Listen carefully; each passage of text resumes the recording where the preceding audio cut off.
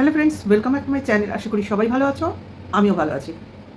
তো বেচুর গতকালকের ব্লগিংয়ে আমরা শুধু আচার পর্ব দেখলাম, মানে আমের আচার। ঠিক আছে, মানে সারা ব্লগিংয়ে কি ছিল যদি কেউ জিজ্ঞাসা করো তাহলে আমি বলবো আম কুড়োনো, আম কাটা, আমের থেকে কিভাবে আচার করতে হয় এবং সেটাকে কিভাবে চেখে দেখতে হয়। ঠিক আছে, এইটাই ছিল আর কি মোরারলেস ভিডিওর জিস্ট।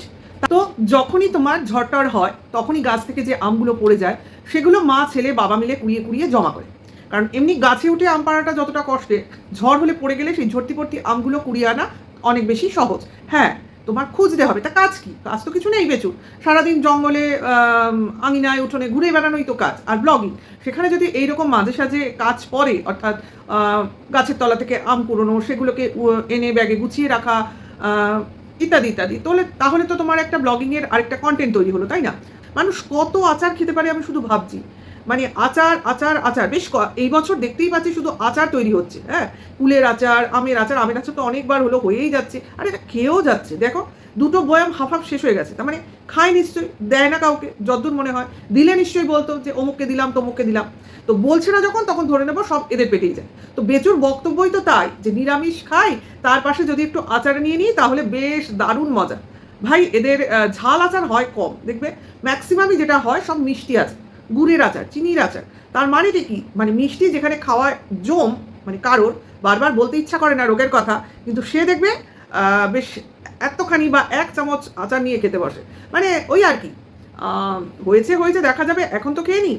অ্যাকচুয়ালি আমি দেখবে তোমরা একটা জিনিস আমার কিছুদিন আগে মনে হয়েছে, যাদেরই বাড়িতে মানে একটু বয়স হলে যে রোগগুলো আমাদের হয় সাধারণত, যেমন খুব কমন যে রোগগুলো সবার শরীরে বলবো না, ম্যাক্সিমাম বাড়িতেই থাকে, সেটা হলো প্রেশার, কারোর লো কারোর হাই, তারপরে সুগার, ইউরিক অ্যাসিড, তারপরে তোমার থাইরয়েড, ইত্যাদি ইত্যাদি কমন রোগগুলো থাকে। তো এগুলোর কিছু কিছু ওষুধ তোমার মানে রেগুলার বেসিস কেউ কেউ খায়। তো সেই জায়গা থেকে বলছি যে সেখানে প্রত্যেকটা মানুষের ডেইলি রুটিনের মধ্যে এই ওষুধের একটা পার্ট থাকে, হয় জলখাবারের আগে, হয় জলখাবারের পরে, বা লাঞ্চের আগে লাঞ্চের পরে, কি ডিনারের আগে ডিনারের পরে, এরকম সমস্ত টাইমিংস থাকে। তো এই যে ভদ্রমহিলা, মানে এই যে বেচুর মা, এর তো অনেক রকম ওষুধ, একবার শুনেছিলাম না 7টা ওষুধ খেতে হবে।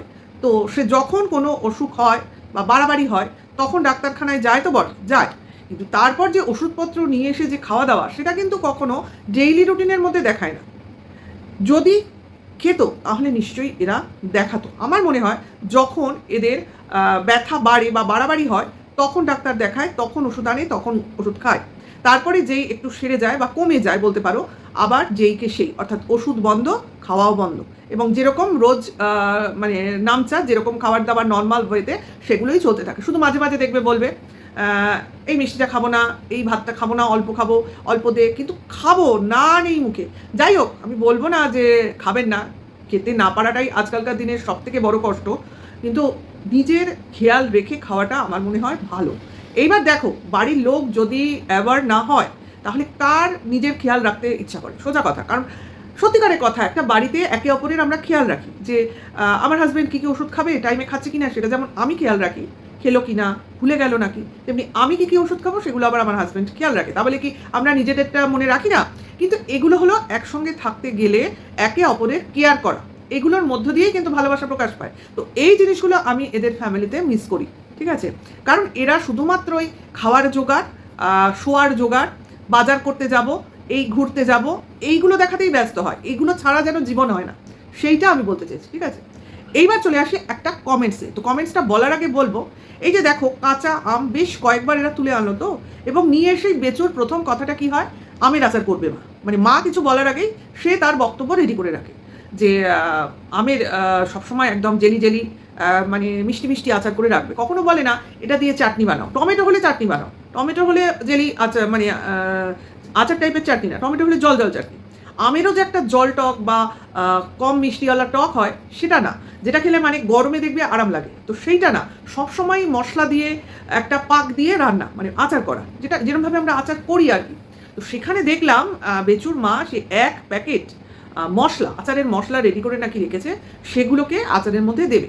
যে পরিমাণ মশলা ওই আচারে দিল, জানি না অতটা দেওয়া উচিত কিনা, কারণ আমরাও কিন্তু বাড়িতে অল্প স্বল্প আচার বানাই, 1 কড়াই ওরম না হলেও কে খাবে, সোজা কথা। এখন তো কমে গেছে, মিষ্টি খাওয়া যেহেতু অনেকাংশেই বারণ হয়ে গেছে। যাই হোক, যখন বানিয়েছি এত মশলা আচারে, মানে কেমন না জিনিসটা। তারপরে যেটা লাগছে, বারবার বেচু বলছে মা মশলাটা বানিয়েছে। আচ্ছা, আমরা জানি এরকম মশলা বানাতে গেলে সবসময় আগে গোটা মশলাগুলো তাওয়ায় নেড়ে নিতে হয়, অর্থাৎ ভেজে নিতে হয়। তারপর সেগুলোকে ঠান্ডা করে তোমার মিক্সিতে বা পাটায় বেটে নিতে হয় বা গুঁড়ো করে নিতে হয়। গুঁড়োই বলবো, কারণ এ তো জল দিয়ে বাটে না, গুঁড়ো করে নিতে হয়। তো আমরা মিক্সিতেই গুঁড়ো করি।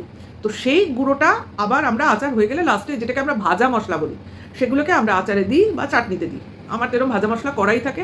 আমি অনেক সময় আলুর দমেও দিই, ভালো লাগে, তার মধ্যে মৌরি টৌরি সব থাকে, তো গন্ধটা সুন্দর বেরোয়। যাই হোক, সেটা কথা না, কিন্তু যে পরিমাণ ভাজা মশলা আচারে দিতে দেখলাম, এবং সেটা নাকি বেচুর মা তৈরি করে রেখেছে, সেটা আমার একটু ডাউট আছে। কেন বলো তো, কেন ডাউট আছে?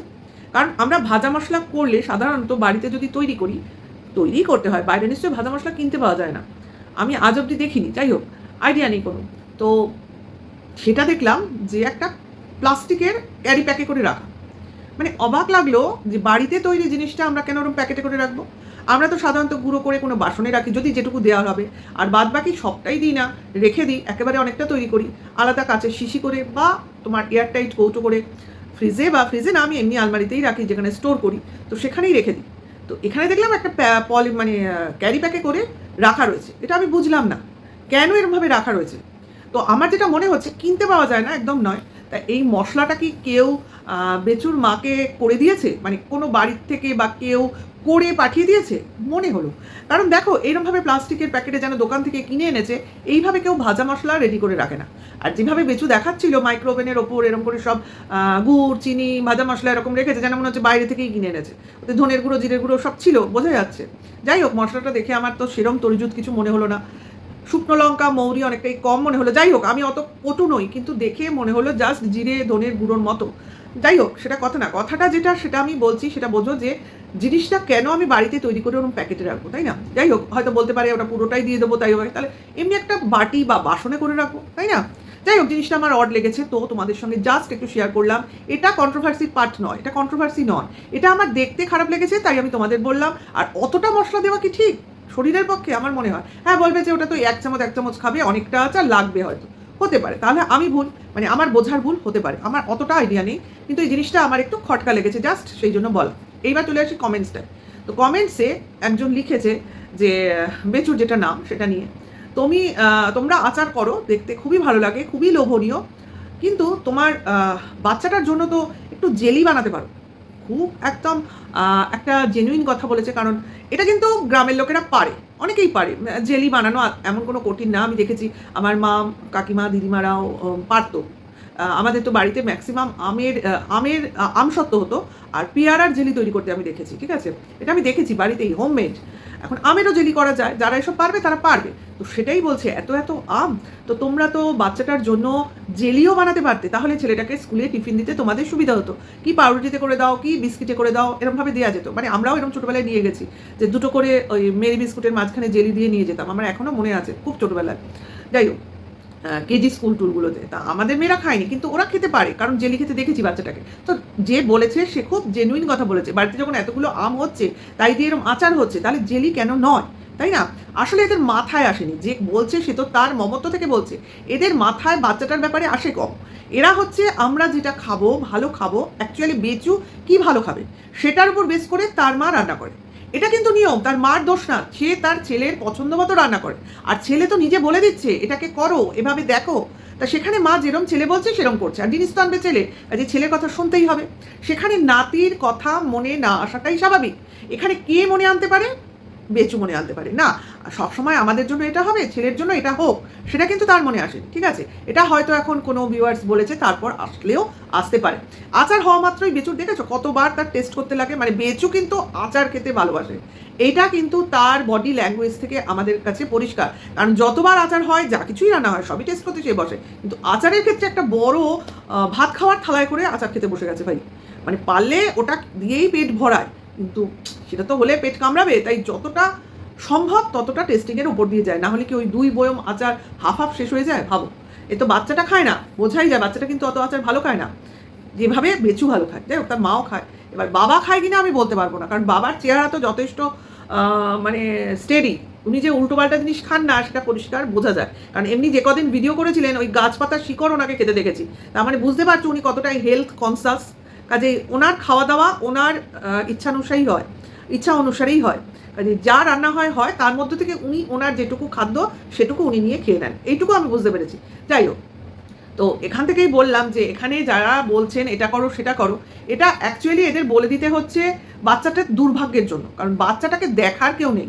ঠিক আছে, একজন মা তার বাচ্চাকে দেখবে, এটাই স্বাভাবিক। যেমন বেচুর মা তার ছেলেকে দেখছে, ছেলের খেয়ালের নজর রাখছে, ছেলে যেটা বলছে সেটা করছে। এখানে বাচ্চাটার মা কোথায়? বাচ্চাটার মা তো বাচ্চাটার সঙ্গে নেই, সেখানে বাচ্চাটাকে প্রায়োরিটি দেবে কে?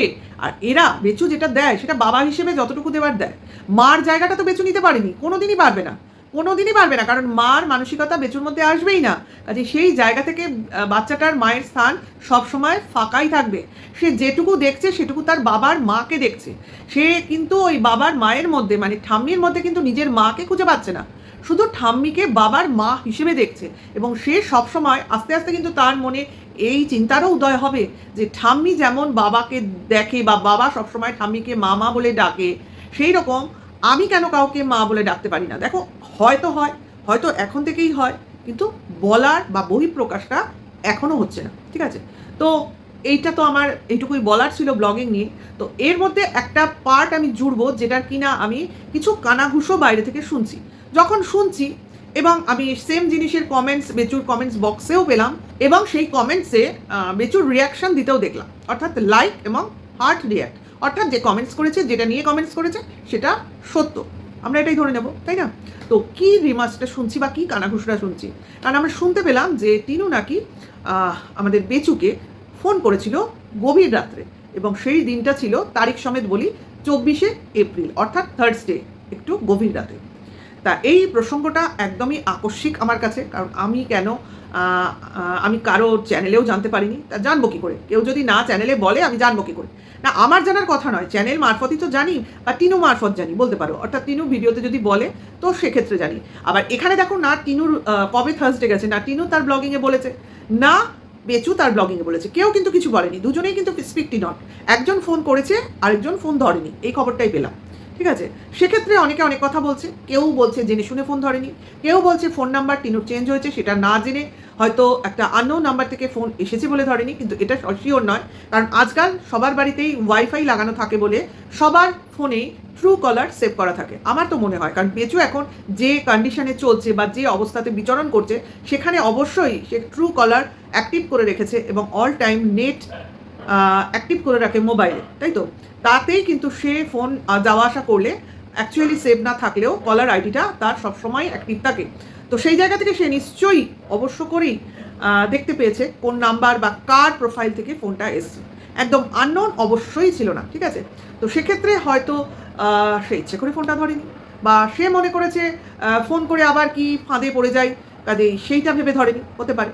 তো এটা বেচুর তরফ থেকে যখন আসেনি, কাজেই বেচু কেন ধরেনি সেটা আমরা ডাউটফুল হিসেবে কিছু বলতে পারছি না। তবে হ্যাঁ, এতদিন হয়ে গেছে যখন কানেকশান নেই, হ্যাঁ, সেক্ষেত্রে হয়তো বেচুর তরফ থেকে সেরকম কোনো ইগারনেস আসেনি, ফোনটা ধরে দেখি কি বলে, হতে পারে। কারণ থার্সডেতে 24 তারিখ যে ধরনের নাটকীয় সিচুয়েশন হয়েছিল সেদিন রাত্রে লাইভ নিয়ে, তো সেখানে বেচুর মাথা গরম থাকতেই পারে, এটা আমার কোনো দ্বিমত নেই। কিন্তু টিনু কেন ফোন করলো সেটাকে নিয়ে যদি কিছু বলতে বলো, তো সেটাও আমার জানা নেই, কিন্তু আমি অনুমান ভিত্তিক বলতে পারি। ঠিক আছে, এতদিন পর ফোন, তাই না? তো স্বভাবতই আমাদের কি মনে করা উচিত? হয়তো ছেলের কথা মনে পড়ছে, ছেলের গলার স্বরটা যদি একটু শোনা যায়, যদি বাবা ফোনটা ধরে তাহলে ছেলের সঙ্গে একটু কথা বলি, এতদিন তো দেখা হচ্ছে না, অথচ দেখতেও দিচ্ছে না, কাজে ফোনটা করে দেখি কি হয়। এটা বললে লোক হয়তো আমাকে কি বলবো, একবার দেখবে, তারপর বলবে এর মাথাটা খারাপ হয়ে গেছে, আমাকে এটাই বলবে। হ্যাঁ, কারণ যার এতদিনেও একবারও ফোন করে খবর নিতে ইচ্ছে হয়নি, সে আজকে ফোন করে খবর নেবে, স্বাভাবিক, এ কথাটা কেউ খাবে না। তো সেক্ষেত্রে কারণটা কি? কারণটা একটাই, যা শুনছি, যে কোনো নাকি চ্যাট বেচুর কাছ থেকে নেওয়ার জন্য নাকি টিনু ফোন করেছিল, অথচ টিনু কিন্তু নিজে কিছু বলেনি। টিনু কি কারণে ফোন করেছিল টিনু নিজে মুখে বলেনি, তাহলে ওরা জানলো কি করে? সবই অ্যাজাম্পশন। তো অ্যাজাম্পশনের উপর কারোর মুখের কথা কারোর মুখে বসিয়ে দেওয়াটা ঠিক না। তো সেই ক্ষেত্রে কী কারণ আমরা জানি না, যদি টিনু কোনো দিন বলে তো জানতে পারবো। আর আজ যদি বেচু টিনুর ফোনটা ধরতো, তাহলে অবশ্যই বেচু তো ফোন রেকর্ডিং করে রাখতোই, কল রেকর্ডিং যেটাকে বলে, অবভিয়াসলি করে রাখতো, আজকালকার দিনে সবাই করে রাখে, দেখছি তো তার জন্য বলছি। তো সেই ক্ষেত্রে হয়তো বেচুর চ্যানেল থেকে বা বেচুর মুখ থেকে আমরা জানতে পারতাম কী কারণে ফোন করেছে, ঠিক আছে। যাই হোক, এটা আমাদের অজানাই হয়তো থেকে যাবে, যদি কখনো জানতে পারি তো সেটাকে নিয়ে অবশ্যই আলোচনা করব। তবে টিনুর এতদিন পর ফোন করতে ইচ্ছে হলো, অবাক লাগছে, ঠিক আছে, যে এতটা তাকে নিচে নামালো, তাকে ফোন করতে টিনুর ইচ্ছে হলো। যাই হোক, সেটা তার ব্যক্তিগত ব্যাপার। এই ব্যাপার নিয়ে আমাদের অন্তত কিছু বলাটা মানে অনধিকার চর্চা করা, সেই জন্যই কিছু বলছি না, ঠিক আছে। এটা যার যার মানসিক মানে যার যার নিজস্ব ব্যাপার, ঠিক আছে। কিন্তু যেহেতু ওয়াইটি প্ল্যাটফর্মে এগুলোকে নিয়ে কথা হচ্ছে, তো সেই জন্যই কথাগুলোর মাধ্যমেই নিজেদের বক্তব্য রাখছি, ব্যাস। যতক্ষণ জানিনি, যতক্ষণ কেউ বলেনি, ততক্ষণ বলিনি। কিন্তু এগুলোও তো কোনো ব্লগার বা ব্লগিংয়ে দেখানো হয়নি, তো সেই খবর বেরোচ্ছে। তার মানে এখান থেকে দেখো, দু জায়গা থেকে খবর লিক হতে পারে। এক, টিনু যে ফোন করেছে সেটা টিনুর পক্ষের কেউ কাউকে জানিয়েছে, তো সেই জায়গা থেকে খবরটা লিক হয়ে খবরটা ছড়িয়েছে যে টিনু ফোন করেছে, বেচু ফোন ধরেনি, ইত্যাদি ইত্যাদি। আবার বেচুর তরফ থেকেও লিক হতে পারে, কারণ বেচুও বলবে আমাকে ফোন করেছে, আমি ফোন ধরিনি, ওদিক থেকেও লিক হতে পারে। তাহলে অ্যাকচুয়ালি খবরটা কোথা থেকে লিক হয়েছে সেটা একমাত্র টিনু এবং বেচু এবং তাদের ভগবানেরা জানে, ঠিক আছে। আমরা তো জানি না, সেই জন্যই বলতে পারছি না। যাই হোক, জানার দরকারও নেই, আগে থেকে জেনে কি হবে। তাহলে এইরকম তোমার অবাক হওয়াটা কিন্তু মানে কি বলবো, সারপ্রাইজ যেটা বলে, সেই সারপ্রাইজের আনন্দটা পাবো না, তাই না। তো সেই সারপ্রাইজই হচ্ছি। যাই হোক, যে যেভাবেই হোক ভালো থাকুক, ভালো করার চেষ্টা করুক, কিন্তু ইন্টেনশনটা কি সেটা ক্লিয়ার করে করুক, ব্যাস এটুকুই। তো ভিডিওটা এখানেই শেষ করছি। নেক্সট ভিডিওতে খুব তাড়াতাড়ি আবার তোমাদের সঙ্গে দেখা হবে। এখনকার জন্য এইটুকু, টাটা, বাই।